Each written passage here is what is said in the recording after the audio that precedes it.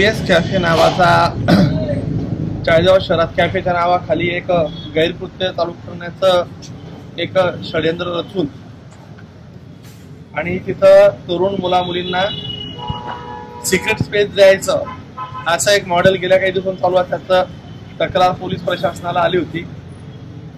स्वतः आपल्या शहराचे पोलीस निरीक्षक पाटील साहेब स्वतः आल्यानंतर इथं आल्यानंतर एक चित्र असं लक्षात आलं की पडदे लावून तिथं त्यांना प्रायव्हसी रूम करून प्रायव्हसी जागा करून दिली होती आणि कॅफेमध्ये पूर्ण अंधार करून त्यांना बसू द्यायचं।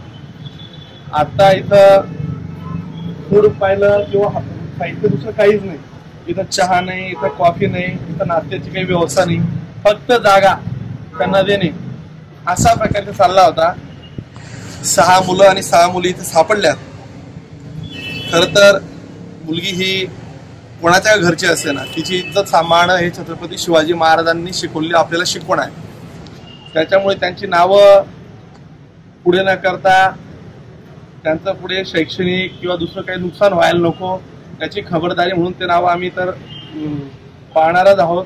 पण त्या मुलांना प्रिव्हेन्शन म्हणून पोलीस प्रशासन कारवाई घेईल आणि स्वतः आज हे कॅफे आम्ही नगरपालिका, पोलीस प्रशासन आणि मी स्वतः सहकार्याने हे उद्ध्वस्त केले।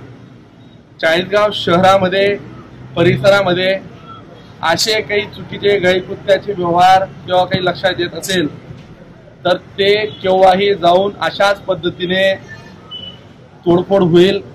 गरज पडली तर बुलडोजर सुद्धा त्या बिल्डिंगला तात्काळ लावलं जाईल। कारण की शेवटी शहराचा लोकप्रतिनिधी म्हणून राजकारणाच्या पलीकडे माझ्याकडे काही जबाबदाऱ्या आहेत। त्या जबाबदाऱ्या मीही पार पाडेल, पोलीस प्रशासन, नगरपालिका प्रशासन देखील त्याला सहकार्य करणार आहे। या निमित्तानं पालकांना माझी एकच विनंती असेल, आपला आणि मुलगा आणि मुलगी काय करतोय याची जरा आपण व्यवस्थित माहिती ठेवली पाहिजे। 67 ते 66 मुली पळून जाण्याचं प्रकरण आत्ता जवळजवळ आम्ही पाहिलं। रोज अनेक घटना घडत आहेत।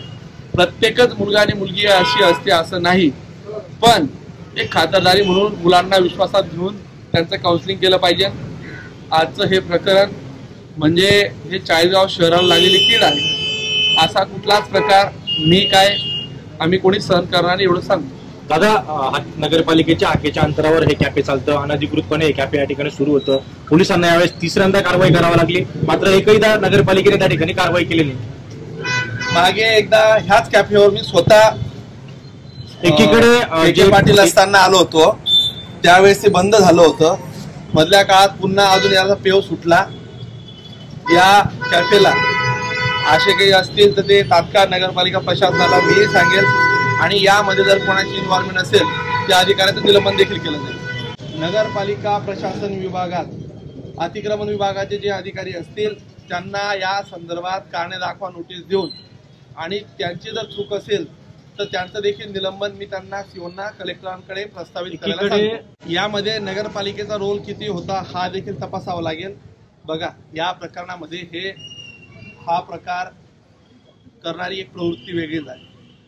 तो जागा मालकालाही कदाचित माहिती नसेल, पोलिसांनाही तो प्रकार माहिती नसेल, नगरपालिकेला पण ह्या प्रकारे ही जागेचा वापर असा होतो आहे हे कदाचित माहिती नसावं। या संदर्भात त्यांना मी तात्काळ सूचना सांगणार आहे आणि अशा प्रकारचे ज्या ठिकाणी म्हणजे अशा संदर्भातले व्यवसाय चालत असतील तिथं तात्काळ कारवाई आणि याच्या पुढे स्वतः मी एखाद्या दिवशी जेसीबी घेऊन ते उखडणार आहे।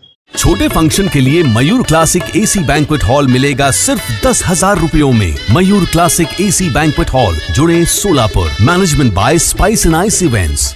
Jayesh Darbi collection cotton, linen यासह अनेक ब्रँडेड कंपन्यांच्या सुटिंग शर्टिंग साठी जयेश दर्बी कलेक्शन, 7 रस्ता मोदी पंकाविरी जवळ सोलापूर।